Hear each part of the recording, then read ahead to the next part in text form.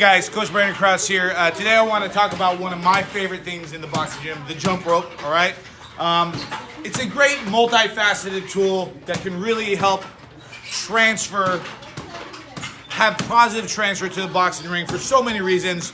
Endurance, agility, the strength of your calf muscle staying on the balls of your feet constantly.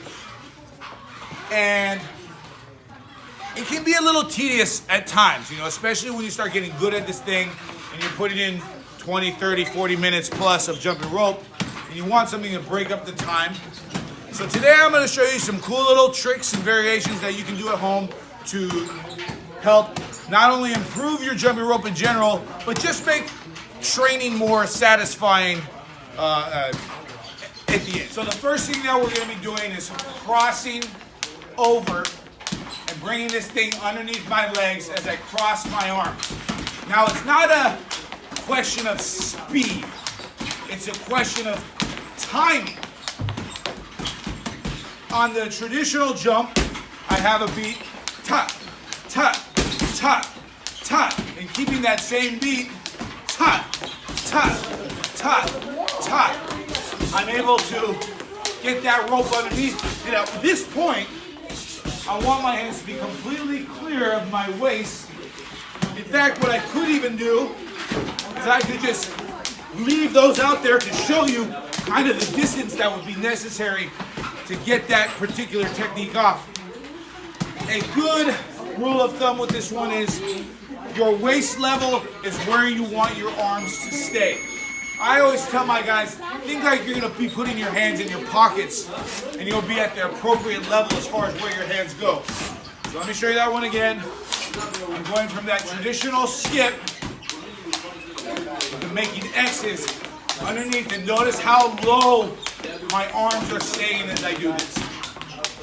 So next we're going to be bringing this rope side to side like I'm demonstrating. And this is one of the kind of standard boxing jump rope tricks that you'll see a lot of fighters do. And it looks pretty complicated. It's not as complicated as you think. This takes a little coordination.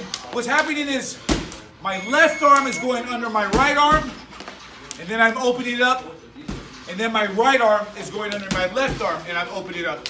So in slow motion, under, open, under, open. So you see I only jump on every third beat, right? Tot, tot, jump, tot, tot, jump, tot, tot, jump. And then when I put this in with a little bit of that rhythm, you see that I'm still performing that basic technique. Left under right, right under left. Left under right, open, right under left, open.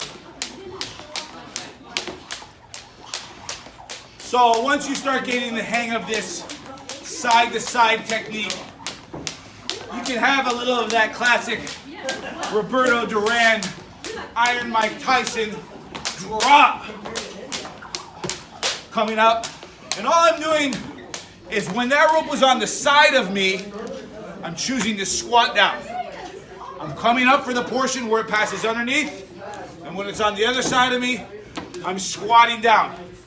It looks complicated. It's more of a timing thing, but I will say that this takes significantly more fitness than the other techniques we can practice.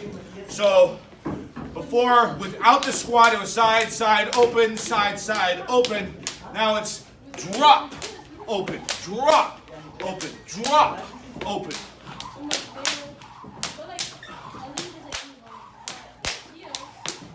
Next one I want to go over is one that in the recent past Floyd Mayweather has somewhat popularized, and that's taking that rope and bringing it underneath your legs. And it looks pretty cool, right? But it's really not complicated at all. At some point, I want to go from the traditional skip to grabbing it, both handles in one hand.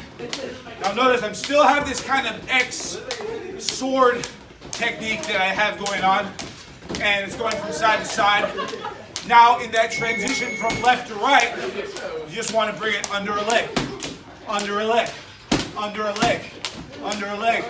And I say the most difficult part about this is getting that transition from two handles in one hand to two handles in the other hand. And once you master that, you'll be able to incorporate this into your general jumping rope scheme. The last one I'll demonstrate is definitely the most complicated. It takes the most coordination. And it's a bridge on how you saw me squatting in between bringing that thing side to side. But now instead of squatting, I'm going to turn in a complete 360-degree rotation. So I got it going side to side like we went over earlier. And when it's on one side of me, I'm going to turn with it. Again, when it's get this side to side going, time it. It's all about timing. That's why it's such a beautiful addition to boxing. And when you finally have it on one side of you, turn with it. Turn with it.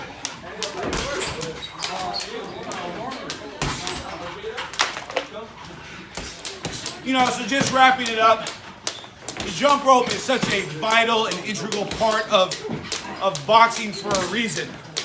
The fitness and coordination that you gain from it really transfers well into that boxing ring.